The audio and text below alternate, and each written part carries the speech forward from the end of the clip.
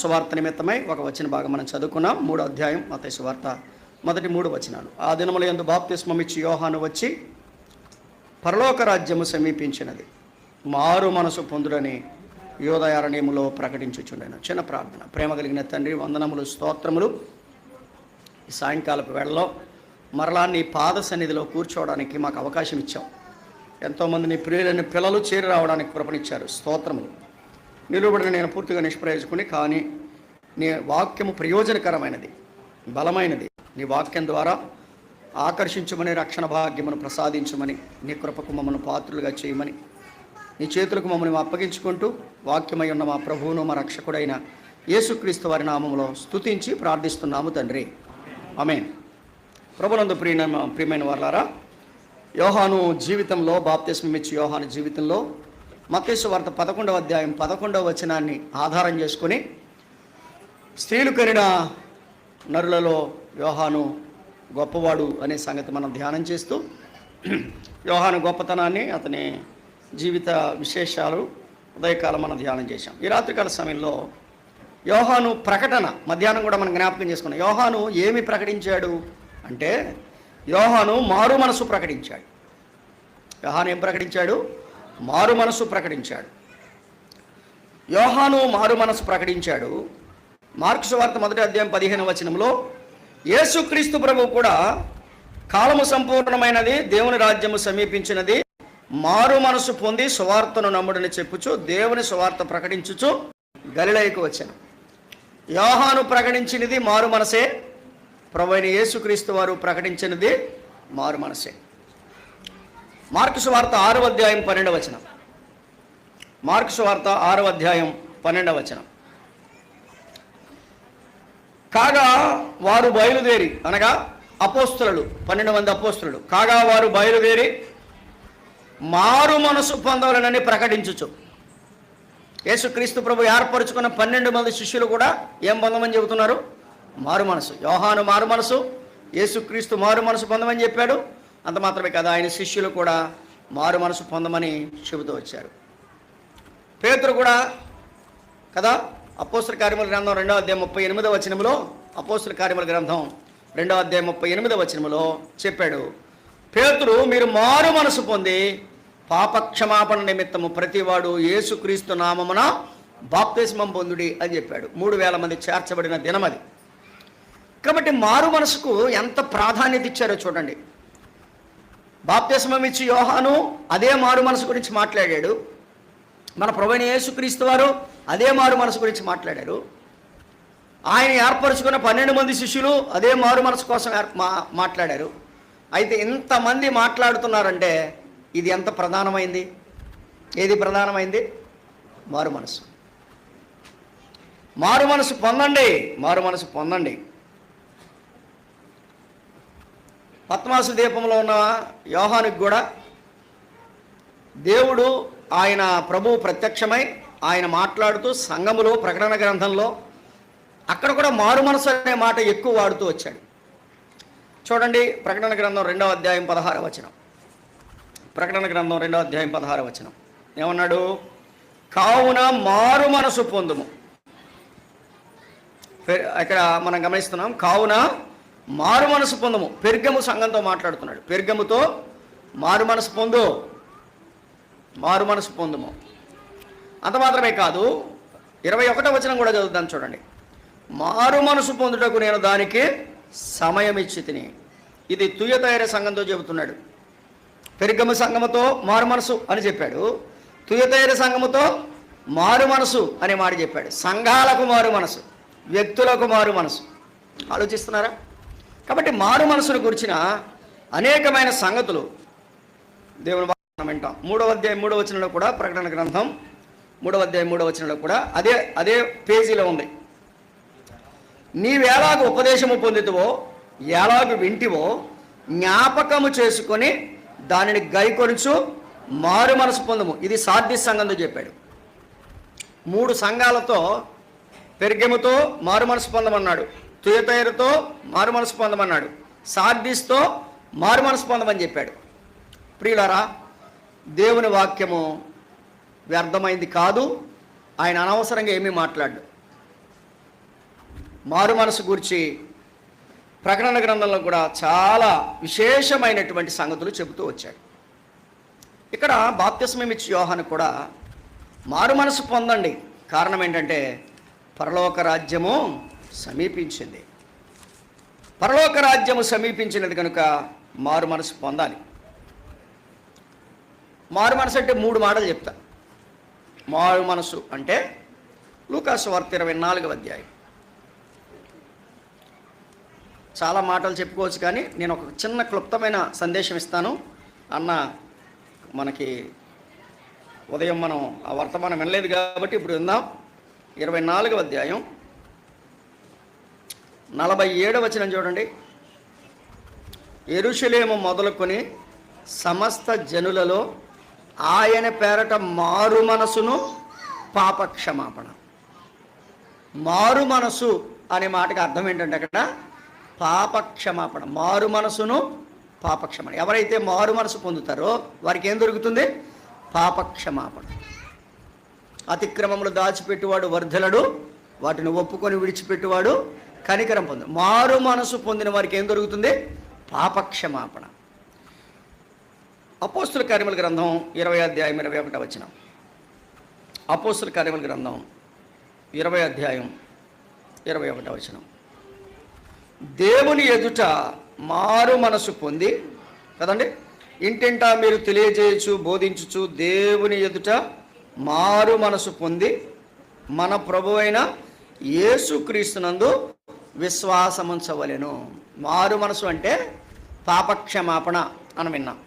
మారు మనసు అంటే యేసుక్రీస్తునందు విశ్వాసం ఉంచుట. మారు మనసు అంటే ఏంటి చెప్పండి? యేసుక్రీస్తునందు విశ్వాసం. మారాను అంటారు. అవండి నేను అన్నీ మానేశానండి, కానీ క్రీస్తు ప్రభునందు విశ్వాసం ఉంచావా? మారు మనస్సు చెబుతున్నాడు అక్కడ. దేవుని ఎదుట మారు మనసు పొంది మన ప్రభు అయిన యేసుక్రీస్తునందు విశ్వాసం ఉంచవలెను. ప్రభువునందు ఏం చేయాలి? విశ్వాసం ఉంచాలి. యెహెజ్కేలు గ్రంథం 18వ అధ్యాయం. యెహెజ్కేలు గ్రంథం మనం అందరం ఎరిగినాయే, కానీ కొన్ని సంగతులు మనం ధ్యానం చేయాలి. 18వ అధ్యాయం 30వ వచనం. కాబట్టి ఇశ్రాయేలీయులారా, ఎవని ప్రవర్తన బట్టి వానికి శిక్ష విధింతును. మనసు త్రిప్పుకొని మీ అక్రమములు మీకు శిక్షాకారణము కాకుండానట్లు వాటన్నిటినీ విడిచిపెట్టుడి. అక్కడ విశేషమైన మాట ఏం చెప్తున్నాడంటే, ఎవని ప్రవర్తనను బట్టి వానికి శిక్ష విధింతును. 31వ వచనంలో, మీరు జరిగించిన అక్రమ క్రియలన్నిటినీ విడచి నూతన హృదయమును నూతన బుద్ధిని తెచ్చుకున్నాడు. 32వ వచనం, మరణమునందువాడు మరణమునందును బట్టి నేను సంతోషించువాడను కాను, కావున మీరు మనసు త్రిప్పుకొనుడి. ఏం తిప్పుకొనుడి? మనసు త్రిప్పుకొనుడి. మారు మనసు అంటే ఏంటంటే ఇక్కడ చెబుతున్నాడు, నూతన బుద్ధి నూతన హృదయము తెచ్చుకొనుట. నూతన బుద్ధి నూతన హృదయం తెచ్చుకోవడమే మారు మనసు. గతంలో ఉన్న బుద్ధి, గతంలో ఉన్న పరిస్థితులు మారడమే మారు మనసు. ఒకటి మారు మనసు అంటే పాపక్షమాపణ. మారు మనసు అంటే యేసుక్రీస్తునందు విశ్వాసం ఉంచుట.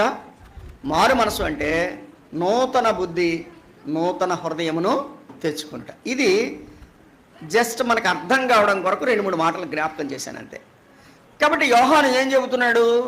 మారు మనసు పొందమని చెబుతున్నాడు. మారు మనసు పొందాలి. అపోస్తల కార్యములు 10, 17, 30 మనందరికీ తెలుసు. అందరూ మారు మనసు పొందాలి. ఎందరూ పొందాలి? అందరూ పొందాలి. పొందారా? అంతటను అందరూ ఒక్కరు కాదు, అందరూ మారు మనసు పొందాలి. ప్రియమైన వారలారా, ఈ రాత్రిలో మారు మనసు పొందమని ఎంతమంది చెబుతున్నారు చూడండి. బాప్తిస్మం ఇచ్చి యోహాను చెబుతున్నాడు, ప్రభు అయిన యేసుక్రీస్తు వారు చెప్పారు, శిష్యులు చెప్పారు. ఏమండి, నేడు అనేక మంది క్రైస్తవ జనాంగములో దేవుని పిల్లైన వారు మారు మనసు పొందమని చెప్తున్నారు. పెద్దలు చెప్తున్నారు, పరిచారకులు చెప్తున్నారు, నీ తోటి వారు విశ్వసించిన వారు అనేక మంది నీకు చెబుతున్నారు మారు మనసు పొందమని. ఏ వ్యక్తి అయితే మారు మనసు పొందుతాడో అతనికి పాపక్షమాపణ దొరుకుతుంది. పాపక్షమాపణ ఎంతమంది పొందాలని చెబుతున్నాడండి? అందరూ పొందాలి. అందరూ పొందాలి. లూకాసు వార్త 13:5 అన్నాడు, పొందకపోతే నాశనం అన్నాడు. ఎంత కఠినం చూసారా? పొందకపోతే 13 అధ్యాయంలో చెప్పాడు. లూకాసు వార్త 13:5లో మీరును ఆ మారు మనసు పొందని ఎడలా అలాగే నశింతురు అన్నాడు. కాబట్టి ఒక వ్యక్తి నాశనమునకు పోకుండా ఉండాలంటే ఏం పొందాలి? మారు మనసు పొందాలి. మారు మనసు పొందాలి. ఇందాక మనం చదువుకున్నాం, అందరూ పొందాలి, అంతటా పొందాలి, పొందకపోతే నాశనం. కాబట్టి ప్రభు ఏం చేస్తున్నాడు ఈ రాత్రి మనకి? ప్రకటన గ్రంథం 2:21, మారు మనసు పొందుటకు నేను దానికి సమయం ఇచ్చాను. మారు మనసు పొందడానికి నేను దానికి సమయం ఇచ్చాను. ఈ రాత్రి ప్రభు ఏమిస్తున్నాడు? సమయం. దేనికి? మారు మనసు పొందడానికి. నేను పాత నిబంధన గ్రంథంలో ఒక చిన్న సంఘటన మీకు జ్ఞాపకం చేసి, మారు మనసు పొందకపోతే ఎంత నష్టం కలిగిందో ఒక చిన్న మాట నేను వివరించి కూర్చుంటాను. పాత నిబంధన గ్రంథంలో మారు మనసు పొందడానికి దేవుడు ఇచ్చిన అవకాశాన్ని పోగొట్టుకున్నవాడు ఎంత నష్టపోయాడో మనం చూద్దాం. యెహోషువ గ్రంథానికి రండి. యెహోషువ గ్రంథం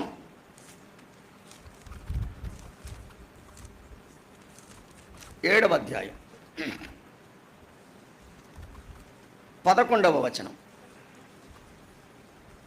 యెహోషువ గ్రంథం 7వ అధ్యాయం 11వ వచనం. రైట్. ఇశ్రాయేలీలు పాపము చేసిరి. చాలండి, చాలు చదవ.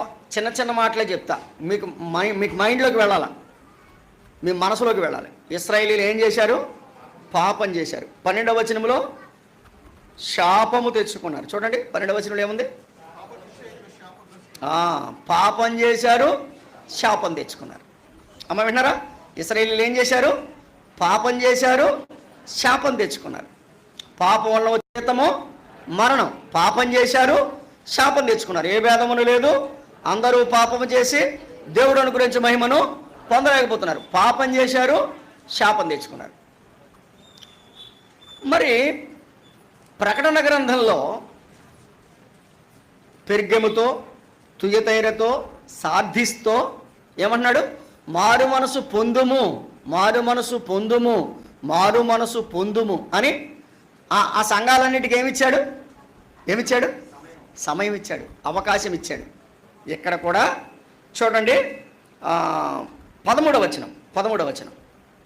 11లో పాపం చేశారు అనుంది, 12లో శాపగ్రస్తులయ్యారు అనుంది. 13వ వచనం చూడండి. నీవు లేచి జనులను పరిశుద్ధపరిచి వారితో ఇట్లనము, రేపటికి మిమ్మల్ని మీరు పరిశుద్ధపరచుకోండి. రేపటికి మిమ్మల్ని మీరు పరిశుద్ధపరచుకోండి. అంటే ఇప్పుడు దేవుడు అన్యాయస్తుడు కాదు, విన్నారా? పాపం చేశారని చెప్పాడు, శాపగ్రస్తులయ్యారని చెప్పాడు, కానీ దేవుడు ఏమిచ్చాడు? రేపటికి అన్నాడంటే చెప్పండి, రేపటికి. సో నేను ఒక 12 గంటల అవకాశం ఇస్తున్నాను మీకు, ఈ రాత్రి అంతా మీకు అవకాశం ఇస్తున్నాను అన్నాడా లేదా? ఆ మాట నేను చదివినప్పుడు నాకెంతో సంతోషం కలిగింది. మన ప్రభువు అమాంతంగా మీద పడేవాడు కాదు, చెప్పకుండా ఏది చేయడాయన. పాపం చేశారు, శాపం తెచ్చుకున్నారు, అయినా రేపటికి అన్నాడు కదా, అయినా రేపటికి. ప్రకటన గ్రంథం 2:21 ఏంటి? మారు మనసు పొందుటకు నేను దానికి సమయం ఇచ్చాను. ఇప్పుడు యెహోషువ గ్రంథం 7వ అధ్యాయములో రేపటికి అంటే రేపు వరకు నీకు ఇశ్రాయేలు సమాజం అంతటికి ప్రభు ఏమిచ్చినట్టు? ఏమిచ్చాడండి? అమ్మ మనకందరికి ఏమిచ్చాడు? ఈ రాత్రి అవకాశం ఇచ్చాడు. ఒక ఆయనతో అన్నాడు, ఓరి వెర్రివాడా, ఈ రాత్రే నీ ప్రాణమును అడుగుచున్నాను అంటే వాడికి అవకాశం ఉందా? లేదు. అంటే చాలాసార్లు ఇచ్చుంటాడు దేవుడు, వాడు వినియోగించుకోలేదు. కానీ ఇక్కడ కూడా ఇశ్రాయేలు సమాజం అంతటికి పాపం చేసింది నిజం, శాపం తెచ్చుకున్నది నిజం, కానీ రేపటికి అనే మాటలో అవకాశం ఇచ్చిన దేవుడు ప్రేమ గలవాడు. దేవుడు లోకమును ఎంతో ప్రేమించాడు, ప్రేమ గలవాడు, అవకాశం ఇస్తున్నాడు.